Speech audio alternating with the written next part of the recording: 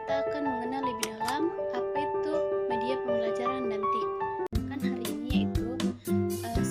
Hakikat media pembelajaran dan TIK, 2. Fungsi dan manfaat media pembelajaran, 3. Kriteria pemilihan media pembelajaran, 4. Pengelompokan media pembelajaran dan karakteristiknya, 5. Lingkungan media pembelajaran, dan 6. Evaluasi media pembelajaran. Di sini sudah terdapat pengertian media pembelajaran dan TIK. Di sini terbagi atas 2, apa itu media pembelajaran dan apa itu TIK. Jadi, media pembelajaran adalah setiap benda yang dapat digunakan sebagai alat untuk mengajar dan dapat digunakan untuk menyampaikan informasi dari pelajar kepada orang yang akan menerimanya atau sebaliknya. Selanjutnya, apa itu TIK? Jadi, TIK adalah singkatan dari teknologi informasi dan komunikasi.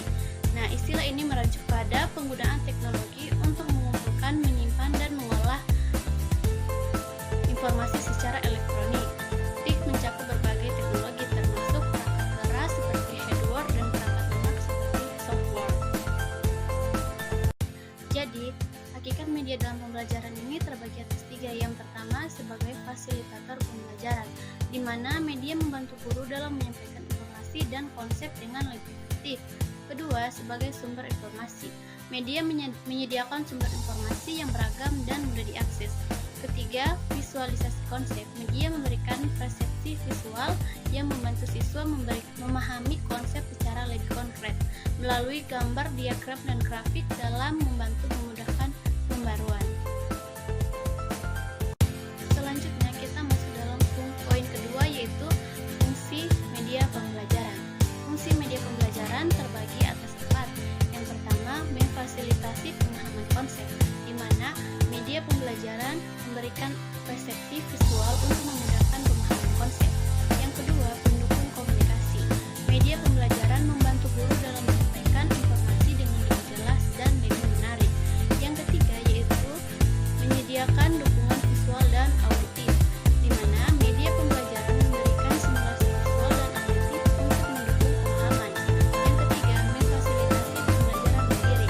Jadi, media pembelajaran menyediakan sumber daya dan informasi yang dapat diakses mandiri oleh siswa dan juga mendukung perkembangan keterampilan belajar mandiri.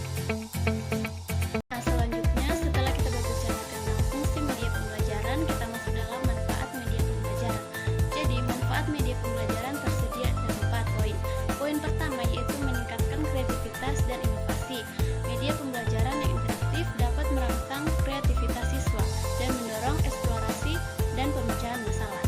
Poin kedua yaitu pengembangan keterampilan sosial, di mana kolaborasi dalam pengamanan penggunaan media dapat membantu mengembangkan keterampilan sosial, dan juga proyek bersama dan diskusi online mendukung interaksi sosial positif. Poin ketiga yaitu fasilitas dan evaluasi, di mana media pembelajaran dapat digunakan untuk menyusun dan memberikan tes secara lebih dinamis dan meningkatkan objektivitas dan keadilan dalam penilaian. Yang keempat yaitu meningkatkan potensi informasi, di mana informasi yang disampaikan melalui media memiliki potensi untuk lebih mudah diingat, dan juga penggunaan gambar dan grafik dapat meningkatkan potensi informasi. Nah, selanjutnya kita masuk dalam poin keempat, yaitu kriteria pemilihan media pembelajaran. Di sini terbagi atas 4 poin. Poin pertama yaitu relevansi.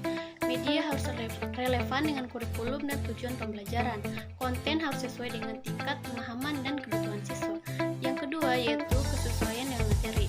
Media harus dapat mendukung materi pembelajaran dengan lebih efektif, dan tidak semua materi memerlukan media yang sama, sehingga pemilihan harus disesuaikan.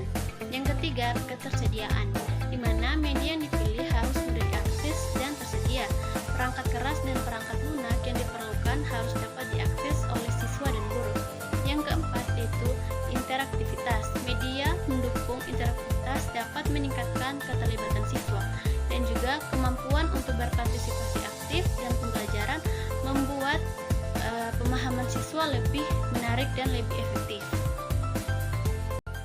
Nah, selanjutnya di sini pengelompokan media pembelajaran dan karakteristiknya. Yang pertama terdapat 2, yaitu media interaktif dan media non interaktif. Media interaktif itu karakteristiknya mengizinkan partisipasi aktif dari pengguna seperti simulasi permainan dan aktivitas interaktif. Sedangkan media non-interaktif itu karakteristiknya tidak melibatkan partisipasi secara langsung, contohnya film dan presentasi statis. Selanjutnya kita masuk dalam poin kelima, yaitu lingkungan media sebagai pembelajaran atau lingkungan sebagai media pembelajaran. Di sini media pembelajaran lingkungan biasanya merujuk pada konteks atau kondisi tempat pembelajaran terjadi, di mana lingkungan pembelajaran mencakup berbagai elemen yang dapat mempengaruhi pengalaman belajar peserta didik. Lingkungan media pembelajaran bisa bersifat fisik atau virtual, dan pemilihan lingkungan ini dapat berdampak signifikan pada efektivitas pembelajaran. Selanjutnya di sini kita masuk dalam poin ke-6, yaitu pengertian evaluasi media pembelajaran.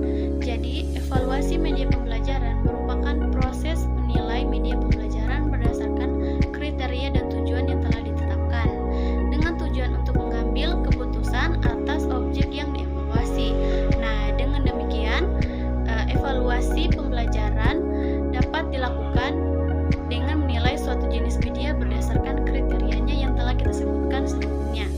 Oke, terima kasih telah menyaksikan video saya. Semoga ilmu yang didapatkan dapat bermanfaat bagi untuk kita semua.